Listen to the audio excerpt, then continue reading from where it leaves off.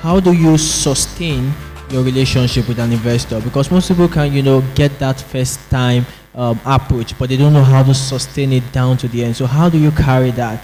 And I would like to also add this. What's the best way to meet an investor? Something that just makes you stand out almost immediately at that first instance. I don't think there's any best way to meet an investor. I think it's the quality of what you say when you meet them. So I think for founders and for people that are looking to raise capital, the best way to sustain a relationship with an investor, I think we already just spoke about. It's constant communication. Don't stop updating them on your traction. Don't stop updating them about how the business has grown, the problems that you faced, how you address them.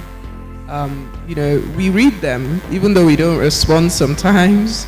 We definitely read them. So I think that always having a touch point with your investor through constant updates. Founders typically send monthly updates. This is what we've done in the month.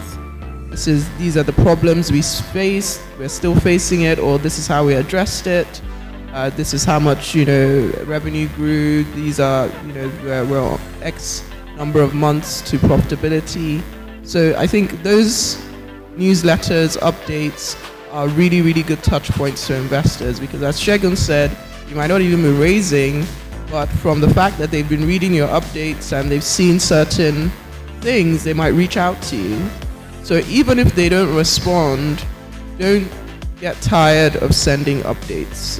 We read them, we're looking at them, and at the right time it will pay dividends. In my own experience, obviously this is on fund manager to LP level, so fund manager to investor in a fund. The investor that eventually invested $4 million in our fund had sent them updates consistently for 12 months, never got a response, and one day they responded asking me for a call.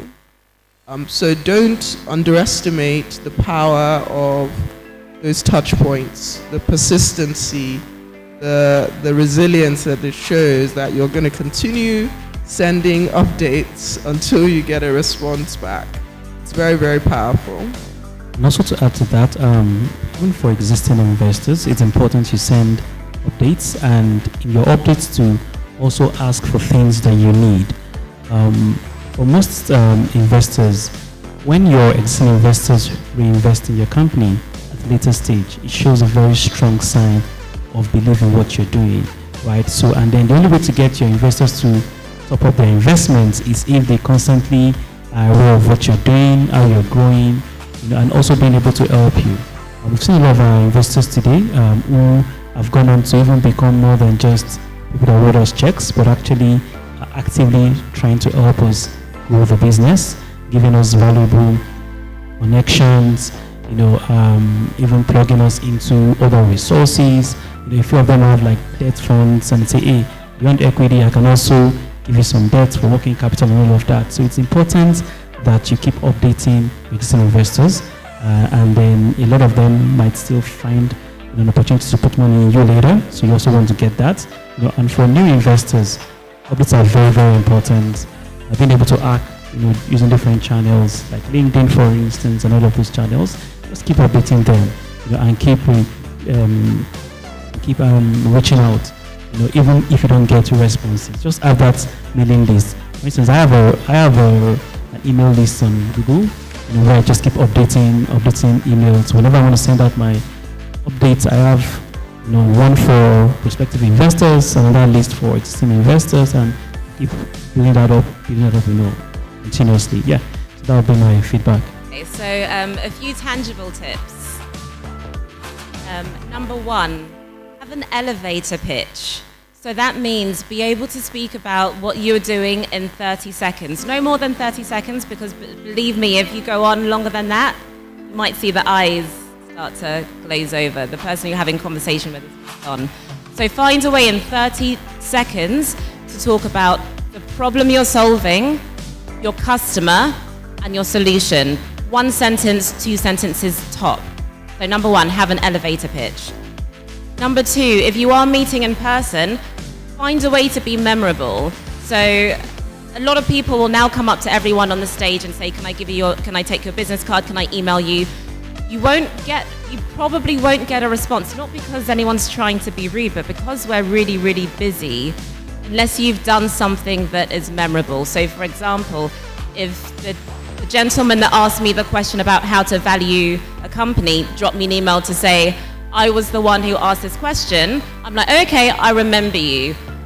Or if you don't have that opportunity, maybe you might want to think of a visual way that you can be remembered. For example, if the lady with the red hair says, by the way, I was the lady with the red hair that came up to you, I'm probably also going to remember her. So don't do anything stupid, but try to think of a way that's memorable, and preferably in a way that's memorable for a way that shows what you're able to do and achieve. So memorability. Number three, when you then reach out on that first email correspondence, write the thing that you're memorable for so they know how to differentiate you from the next person that has contacted them. Number four, ask for advice before you ask for money. Do research on the person that you are contacting and ask them a thoughtful question. Don't ask them a blanket question that you ask everyone. It shows you did no work. It shows you don't know who you're talking to. As he said next door, you want to make the investor's life as easy as possible. You want them to remember you. You want to give them no reason to say no. So make it easy for them. So ask them a targeted question at them that makes them realize, okay, this person knows what they're talking about. They've done their research. If I go into a conversation with them, there's going to be some added value there.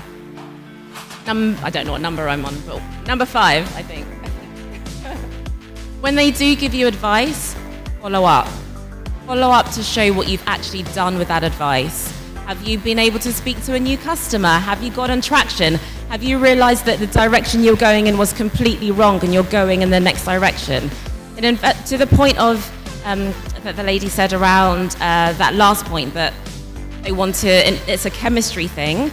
They want to know that you're going to be coachable, that if you have a 7-year relationship with them and they give you advice, you're going to do something with it, even if it's to test it, say it didn't work, and thank them for it. So do something off the back of it, follow up.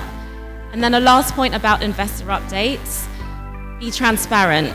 Don't just talk about all of your great successes, talk about the things that you're struggling for, and then again, ask a targeted question or piece of advice in a way that whoever you're sending that email to can actually add value to. So, everyone has talked about how to maintain a relationship with the investor. I think one other important angle is how to even get the attention of the investor, right? So, it's funny, right? A lot of founders complain about investors are not replying me. I'm not even going to come from the angle of investors are busy. I'm going to come from the angle of, if you do not know a fund's thesis and criteria, and you are expecting a reply from that fund when what you're doing doesn't align with their thesis and criteria, madam, are you going to respond? The answer is no. So first of all, please understand a fund's thesis. Understand a fund's criteria. An example, a fund says we are only investing in fintech and maybe agri-tech. Then you come and say we are doing Agbada as a service. Yeah, Agbada as a service. They're not going to respond because Agbada as a service is outside of their thesis and criteria and mandates, right? So first of all, research the fund. What is this fund's thesis? And it's seen on the website. I'm sure if I come to your website, I'm going to see your thesis. Right. So you have information in front of you. You're not checking. You can't come back and say someone is not replying you. Do you know the attention span of an investor right now in market uncertainty? Probably lesser than 2 seconds. Right? So elevator pitch, 30 seconds. Investor span, 2 seconds. So you need to understand their thesis. What is Aroa Capital thesis? What is Aroa Capital's criteria? And she mentioned it. She talked about gender lens. And she said, although people think just female founders, but we're also doing male founders. So once you understand the thesis, you understand the criteria, and you see that you align, then you now start hitting them, hoping that one day, they'll reply you, right?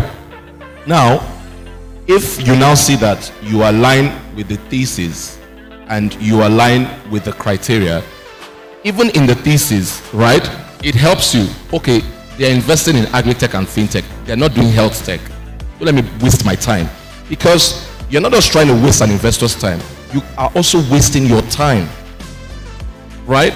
So save an investor's time and save your time, right? You can even understand in that thesis that, okay, these are the ticket sizes they are doing. They are not doing 5 million. They cannot do past 100,000.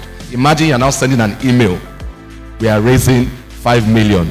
It would be good to grab a coffee with you. Coffee to talk what? I don't have your money. Leave coffee. I don't have your money. If the investor loves you, they can now recommend you and say, okay, you know what? We are not, this is not our ticket size, but Dr. Ola Brown, she's given $5 million. You can send her an email. But there's no time. Right? So, like that, you can understand the category, whether they are strictly Series A. Some funds will even put it there on the website. We are Series A. They will now put under, please, we are Series A. Then the founder will now reach out and say, we are pre-seed. And what we are building, it will blow your head. I want to blow my head. We are not in your category, right? So, these little things that sound basic and funny, I'm telling you, investors are tired. Their emails are bloated. Right? Bloated. Some delete. Oh yeah, delete. I must free my box. But once they see that it aligns with the criteria, it aligns with the thesis, then definitely you can have a good conversation. Yeah.